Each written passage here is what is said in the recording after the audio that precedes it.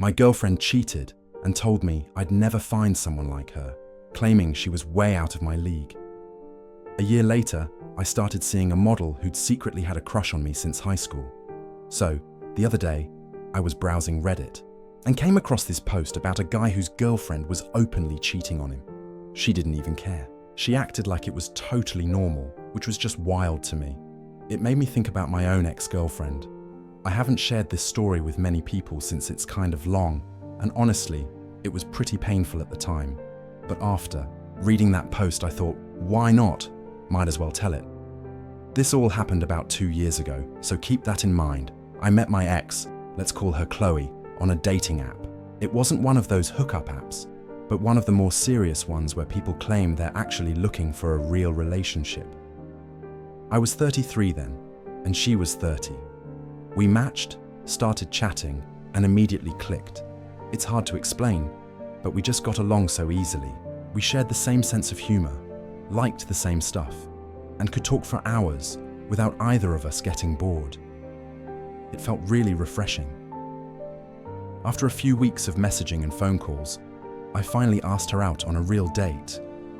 Honestly, I was a bit nervous because she was incredibly attractive, like seriously beautiful, someone who turned heads everywhere she went. Not that I think I'm ugly or anything. I consider myself decent looking, but she was definitely in another league. Back then, I remember thinking I probably wouldn't be looking for anything too serious with her, just because women that stunning usually have tons of choices. I didn't want to get my heart broken. It's a weird problem to have, being with someone who's almost too attractive, but it comes with its own issues. Anyway, she agreed to go out, and we had an amazing time. It confirmed everything I felt from our online conversations. We started seeing each other regularly, and soon after, we made things official. One thing that always stuck in the back of my mind was how much attention she got from other guys. She'd talk about it sometimes. Even when we were together, a random guy would openly flirt with her in front of me, or she'd get DMs from guys on social media. At first, it didn't really bother me. I trusted her, genuinely felt she wasn't interested in anyone else, and believed she really liked me. I know it sounds naive, but that's how I felt then. I just enjoyed being with her and didn't want to be the jealous, insecure boyfriend. Things were honestly going great, except for this one tiny thing that kept nagging at me. We were having one of those late-night, goofy conversations talking about all sorts of random stuff when the topic of hall passes came up. If you don't know, a hall pass is just a silly, hypothetical situation where you and your partner each pick one celebrity you'd be allowed to sleep with. No questions asked. It's supposed to be a light-hearted joke, but sometimes it reveals how people really feel. Anyway, she brought it up, which surprised me because usually I'm the one starting those kinds of silly talks. She said her hall pass was Justin Timberlake, which, okay, fair enough. He's a good-looking guy. But then she said something that really stuck with me. I don't think there are many celebrities who would say no to me. She had this smug little smile, and she was completely serious. I already knew she was gorgeous, but hearing her say it like that rubbed me the wrong way. It was like she was flat out admitting she could get with any guy she wanted. That was an uncomfortable thought. It also didn't seem like her. She'd always seemed pretty grounded despite her looks, so this felt arrogant. It made me uneasy, but I didn't say anything at the time. I just kind of laughed it off and we changed the subject, but that comment stuck in my head. I kept replaying it over the next few days. Eventually the feeling faded and things went back to normal, but I never really forgot about it. So things continued to go pretty smoothly for a while after the hall pass conversation. But then I started noticing a shift in her behavior. At first it was subtle, but it became more and more obvious as time went on. She started coming home later than usual. Normally she'd get back from work around 6, but now it was 7, sometimes 7:30, even later. The reasons she gave were just lazy, like, oh, I lost track of time, or I ran into a friend and we talked for a bit. Stuff like that. It was strange because she used to be so specific about her day. If she was late because of work, she'd tell me exactly what happened, which project had kept her, who she talked to, all of it. Now, her excuses felt vague and thrown together. And then, If I asked why she was late, she'd get really irritable. She'd snap at me, get defensive, and accuse me of being controlling or not trusting her. I didn't want to fight, so most of the time, I just let it go. I'm not the confrontational type, especially when someone's already in a bad mood. But the late nights kept happening, and the weak excuses continued, so my suspicions started growing. It was like a little voice in the back of my mind kept whispering that something was wrong. I tried to ignore it, but it was getting harder. Finally, I just came out and asked her if something was wrong. I said, "Is everything okay? You seem different lately." She denied it, of course. Said everything was fine, just work stress. The usual explanation. I wanted to believe her. I really did. A few more days passed with the same patterns, and eventually I just couldn't hold it in anymore. I told her again that her behavior was off and that I was genuinely worried. This time, she actually seemed to listen. She apologized, said it was all stress and exhaustion, promised it wasn't anything personal. I heard what she said, but deep down, I just didn't buy it. After that talk, things actually seemed to get better, at least on the surface. She was more open, more talkative when she got home late. She'd offer up these explanations about where she'd been and who she'd seen, but it all felt so empty. There was something about her stories, the lack of detail, the way she avoided looking me in the eye, that just didn't feel right. I remember one night in particular, she came home late and told me this story about running into an old co-worker and going out for drinks with them. I just knew she was lying. I can't really explain it, but it was like a switch flipped in my head. I had this overwhelming feeling that she was hiding something big. That was the first time I really thought, she's having an affair. It wasn't just a small thing or some misunderstanding. This was the real deal, a full-blown affair. I knew I couldn't ignore it anymore. I couldn't just act like everything was fine. I needed to know the truth, one way or another. Her behavior had changed so much from the woman I'd first fallen for. It was impossible to overlook. She wasn't the same person. Something was definitely going on, and I was determined to figure out what. My mind was made up. So there I was, absolutely, convinced my girlfriend was cheating on me. My first instinct was to check her phone. That's where all the proof would be. Texts, emails, social media, everything. But I quickly realized that wasn't realistic. She was always on her phone, so there was no way I could get it away from her long enough to really look. And even if I did, I'm not a tech expert. I wouldn't know where to search or what to look for, and she probably would have deleted anything suspicious anyway. Plus, I didn't want to find just a sketchy message and then have to ask her about it. I wanted hard evidence. I wanted to catch her in the act and know without a doubt that I was right. So I decided to try something else. I decided to hire a private investigator. Yeah, it sounds dramatic, like something from a movie, but I was desperate. I needed the truth, and I wanted someone who actually knew how to find it. I wanted to know who the guy was, where they were meeting, everything. I searched online for private investigators in my area and found one with good reviews. I called and set up a meeting. I remember being so nervous walking into their office. It almost felt like I was admitting defeat. I sat down with the investigator, a guy who looked like he'd seen everything before, and I laid it all out for him. I told him the whole story from the beginning, from the whole past conversation, all the way to the late nights and the flimsy excuses. It took a while, but he just listened, nodding occasionally. He didn't judge me or make me feel stupid. He just let me talk. He told me he'd seen situations like this 100 times before. Ideally, he wanted to do surveillance for 2 weeks since her late nights were unpredictable, but that would get expensive. We finally agreed on 10 days.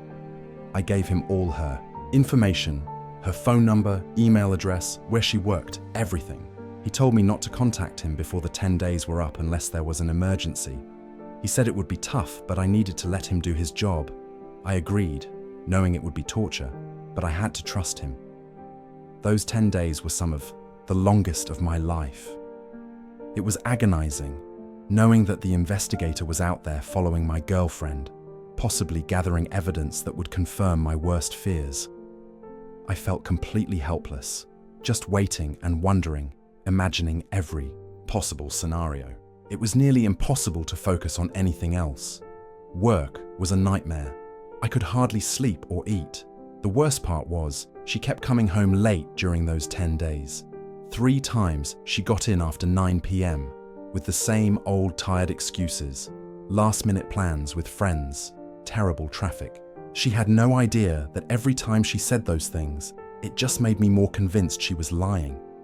And every late night, I thought, okay, this is it. The investigator is going to catch her this time.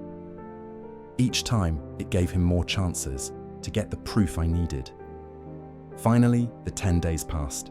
The investigator called me right on time. He didn't say much on the phone, just that he had the information I asked for and wondered if I wanted to meet in person. I said yes, absolutely. I needed to hear it face to face. I couldn't handle getting this kind of news over the phone. I'd been waiting for what felt like forever, and I needed to see his expression to know what he was telling me was real. I drove to his office, my hands shaking the whole way. I felt sick to my stomach. When I walked in, he was sitting at his desk with a manila envelope right in front of him. He motioned for me to sit down. He asked if I wanted him to just explain what he'd found, or if I wanted to look through the envelope myself. I told him I wanted to hear it from him first. I thought maybe it would soften the blow a bit. I compared it in my mind to actually walking in on your partner cheating. You need a second to prepare yourself, a buffer before it hits you. He took a deep breath and said, "Your suspicions were right," just like that. No dancing around it, no sugarcoating. He told me he'd followed her to an apartment building 3 different times. Each time she went in alone and came out about 2 hours later with the same man. He had the apartment number and the guy's name, Cody. I'm changing the name, obviously. My first thought, honestly, was that I wanted to find this Cody guy, and let's just say I wasn't thinking very peacefully. But then I realized that wasn't what mattered. The real point was that my girlfriend, the woman I loved, had betrayed me. That was what I needed to deal with. He slid the envelope across the desk. I opened it up, and there they were. Pictures. Photos of her and this Cody guy in front of the apartment building, hugging, holding hands, kissing next to her car. It was all there in black and white. Undeniable proof. I nearly lost it. I mean, I almost broke down right then and there in his office. It's one thing to suspect, to have a gut feeling, but it's something completely different to see it, with your own eyes. The visual evidence was just overwhelming. Somehow, I held back the tears, but it was hard. It wasn't just the cheating itself. It was the thought of my whole life, the future I'd pictured with her, just collapsing in front of me. I had no idea what to do next. All I knew was that I needed answers. I was going to confront her. When I got home, I asked her to sit down. I didn't yell or make a scene. I just calmly told her we needed to talk. She knew something was wrong, could see it written all over my face. She sat down, and I just laid it out. I told her I knew about the affair, that I'd hired a private investigator, told her I had proof. Her first reaction was shock. She just stared at me, mouth hanging open, like she didn't know what to say. Then she tried to pull herself together and act like it wasn't a big deal, but I wasn't letting her off that easy. I laid everything out, the details the investigator gave me, the apartment, Cody, the whole story. She just sat there, silent. She didn't deny it, didn't apologize, didn't even try to explain. She just listened, and the more I talked, the angrier I became. Her silence was infuriating. It felt like she didn't even care, like she wasn't sorry at all for what she'd done. Eventually, I couldn't take it anymore. I told her I wanted to break up. I said, "I can't do this anymore. I'm done with all this pretending." And then she did something I never expected. She laughed. She stood up, trying to intimidate me, and launched into this whole monologue. "You want to leave me? Seriously? So what if I had a little fun on the side? It was just physical. It meant nothing. Call me a cheater, fine. But where do you think you're going to go from here? Do you honestly believe you'll ever get someone like me again? Hasn't it been obvious all these years that I'm out of your league? So it happened one time. Is that really what you want to ruin both our lives over? She kept going, saying more of the same, basically trying to make me feel like I was the lucky one. She acted like I should be grateful to be with her, even if she cheated. Can you believe that? I was stunned. I'd always known she was confident, maybe even arrogant, but this was on another level. This wasn't the reaction of someone caught who wanted to fix things. This was someone who didn't care at all. It was like she expected me to accept she was too good for me and just be thankful to be with her no matter what she did. She honestly thought I wouldn't have the guts to leave. That's how sure she was of herself. Her words hit me so hard. I'd been hurt and angry before, but this was different. This was pure, raw rage. I stood up, looked her right in the eyes, and told her exactly how much I despised her. I can't remember the exact words, but it was something along those lines. Then I just left. I didn't pack a bag or say goodbye. I just walked out. I couldn't be in the same space with her for even a second longer. I felt completely betrayed. It was done. That night, I stayed in a cheap motel. I couldn't go home, not yet. I needed to be by myself to process everything that had happened. I lay in that uncomfortable bed, staring up at the ceiling, replaying our fight over and over in my mind. I just couldn't believe how she'd reacted. It didn't feel real. The next day, I went back to the house to get some things. I thought she'd be at work, but she was still there. She looked like she'd been crying but was trying to act tough, pretending like nothing was wrong. And then, get this, she actually had the nerve to say, "I knew you'd come back," with a smug little grin, like I'd just thrown a fit and now I was crawling back. I didn't say a word. I just walked in, grabbed some clothes, toiletries, and a few essentials. I knew I couldn't get all my stuff in one go, but I wanted to get out as quickly as I could. I told her I'd be back for the rest later.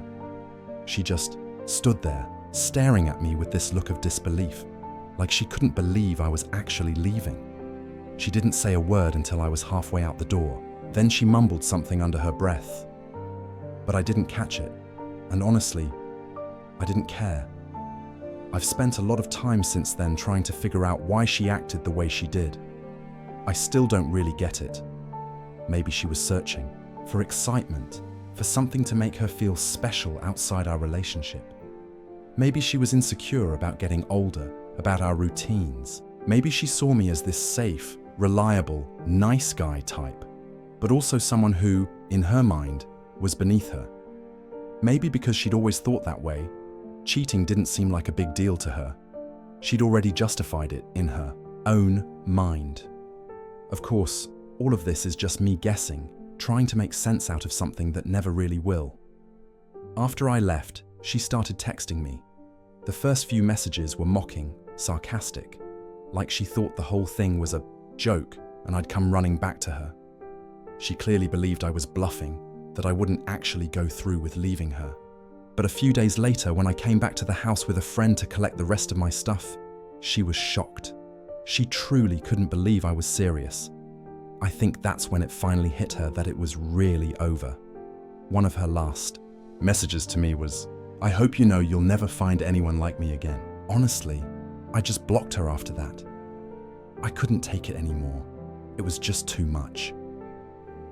So let's fast forward a bit. Breaking up with Chloe was rough, obviously, and it took a while for me to get my head on straight. But life moves on, right? A few months later, it was time for my 15-year high school reunion. I wasn't sure if I wanted to go, but a few of my buddies convinced me, and it turned out to be a great time. It was awesome seeing all those old faces and catching up with people I hadn't seen in ages. A really positive, fun atmosphere. And then there was Veronica. Now, Veronica was in my class back in high school. She was this tall, gorgeous girl, totally effortless and cool. We were friendly and shared some classes, but we weren't super close. After high school, she became a model, a pretty successful one, too. I'd seen her in magazines and online ads. If you're into fashion, you might even know her name. I hadn't spoken to her in at least 7 years, maybe longer. So there I am at the reunion, having a blast. and I notice Veronica isn't there. But her best friend from high school is, and they're still really close, which I thought was cool. It showed that Veronica hadn't changed much, even with all her success. I went over to talk to her friend and catch up. She was all smiles, and when I mentioned Veronica, her grin got even bigger. She leaned in and said, "I know she'll kill me for telling you this, but you know she's always had a crush on you." I laughed. I mean, come on, Veronica, a model, having a crush on me. It sounded crazy. We didn't even hang out in the same crowd in high school. Sure, we were friendly, but nothing more. Plus, she was a model now. No chance, right? It was definitely flattering to hear that someone like her might have liked me. But I figured it had to be just a high school thing, something she'd moved on from long ago. I told her friend as much, doubting Veronica even remembered me. But her friend insisted, saying Veronica had actually asked her to check me out at the reunion to see if I still looked as good as I did back then. Then she added, "She's still into you, so if you're single and not afraid of girls with baggage, you should give it a shot." I spent the rest of the night thinking about that. It was so unexpected, but it felt good. After everything that had happened with Chloe, hearing that someone like Veronica was interested in me was a real confidence boost. My ex would have definitely considered her out of my league, and yet here she was, supposedly crushing on me. It made me realize how empty Chloe's words really were and how she tried to tear me down. So after the reunion, I decided to take a chance. I figured, what did I have to lose? I messaged Veronica on Instagram, sliding into the DMs, and I told her friend to let her know I'd reached out, just in case she didn't check messages from people she didn't follow. I didn't want it getting buried in the flood of random DMs. Then I waited, and waited. 5 days passed, and nothing. I actually forgot about it, to be honest. I figured maybe she was busy or her friend had played it up. I wasn't too bothered, but then, finally, she replied. Her message was so enthusiastic. She wrote, "Oh my gosh, Keith, it's been forever." I've always heard people say that the more times a woman heard from her, the more she was interested. I don't know if that's really true, but it definitely felt like a good sign.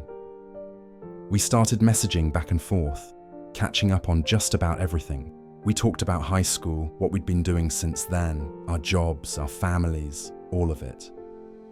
After a few days, Veronica suggested we switch to FaceTime. She said she was tired of all the typing. I was totally up for it, so we started video, chatting almost every day. During those calls, I really started to learn about her life as a model. She told me all about the industry, the traveling, the photo shoots, the ups and downs. She was in Brussels at the time, working on a campaign, and she even sent me pictures from the set. It was fascinating. Seeing her in her element was really cool, and it helped us connect on a deeper level, even though we were thousands of miles apart. After a couple weeks of talking pretty much every day, it felt like we were dating. We hadn't officially labeled it, but it was definitely more than just friendship. So I decided to be a little cheesy and asked, "What are we?" She laughed and said we were really good friends, but she'd love to be more. That was my cue, so I asked if she wanted to be my girlfriend. She said yes, instantly, without any hesitation. It felt amazing. Of course, the long-distance part was tough. She was traveling around the world for modeling jobs, and I was stuck, at home, with my regular work. I'd been in a long-distance relationship once before, and absolutely hated it. It was so hard to feel like you were part of each other's lives. But this was different. This was Veronica, and she already meant so much to me that I was ready to do whatever it took. So I booked a flight to Brussels to visit her. She was going to be there for a few weeks, working, and I figured it was the perfect time to see her and get a glimpse of her world. The trip was incredible. Brussels was beautiful, of course, but being with Veronica made it unforgettable. It was honestly like a dream. It showed me that I shouldn't give up on love just because of one terrible experience, that there were still good people out there, people who were worth the effort. She even brought me along to one of her photo shoots. I got to watch her work and cheer her on, even took some pictures myself. Seeing her do what she loved made me feel even closer to her. like I was really a part of her life. So there I was, in Brussels, having the time of my life with Veronica. I snapped a bunch of pictures at her shoot and decided to post some on Instagram. I didn't put them on my main feed, just on my close friend's story, thinking only a small group would see them. But here's the thing, I completely forgot my ex Chloe was still on my close friends list. I barely used Instagram and never thought to block her there. I'd blocked her everywhere else, but not on Instagram. Big mistake. A few hours after posting, I got a message from Chloe. We hadn't spoken in over a year, and suddenly she writes, "Who's that? Why are you playing groupie?" with a laughing emoji. I calmly replied, "That's my girlfriend." I didn't say anything else. She didn't answer right away, but I could see the typing bubble popping up and disappearing over and over for about 10 minutes, like she kept writing something, then deleting it. Eventually, all she sent back was a sarcastic, "Sure." That's when I decided to just go for it. I told her I didn't need her to believe me, and then I said, "If you thought you were out of my league, Veronica is out of this world." I also asked how her guy from back then was doing. I knew that would hit a nerve. She read the message but never replied, and then I blocked her on Instagram. I know it was a little petty, but honestly, she deserved it, and I didn't want her having any more access to my life or any more chances to get under my skin, even though part of me wanted to see her reaction. I'll admit that. And that, my friends, is the story. It's been a wild ride, to say the least, but honestly, I'm happier now than I've ever been. Veronica and I have been together ever since that trip to Brussels. And to be honest, I'm even thinking about proposing before the end of the year. Don't tell her though. Veronica is truly a blessing in my life. She's kind, funny, smart, beautiful inside and out, and she honestly makes me feel like the luckiest guy alive. I'm so grateful that things didn't work out with Chloe, because if they had, I never would have met Veronica. I know some people might criticize me or say, "Oh, you're just with her because she's a model," or "long distance never works." But I don't care. I'm not letting anyone's negativity mess with what I have with Veronica. She's incredible, and I'm genuinely happy. If things ever fall apart down the road, you can come back here and tell me, "I told you so." But honestly, I don't see myself ever writing another story like this again. So yeah, that's it. That's my story. It's about betrayal, heartbreak, and ultimately finding love and happiness in the most unexpected place. Thanks for listening, or, well, reading, I guess.